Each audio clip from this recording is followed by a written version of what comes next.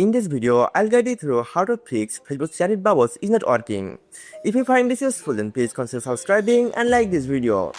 To fix this issue, I'm going with 3 different ways. Let's start.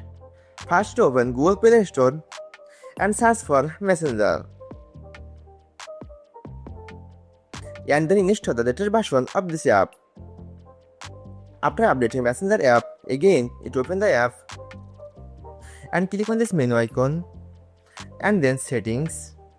Now you need to scroll down and tap on bubbles and enable while conversion can be bubble.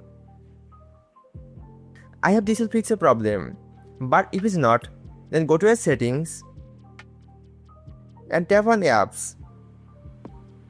Now go to your app list and search for Messenger. Once you find it, then tap on it and tap on notification and enable error notification. Then check the issue is solved or not. If it's not, then again go back to the settings page and on the search field in the search for bubbles and click on it. Now again click on bubbles and choose all conversion can be bubble. By following all of this method, you can easily fix Messenger chat heads is not working issue.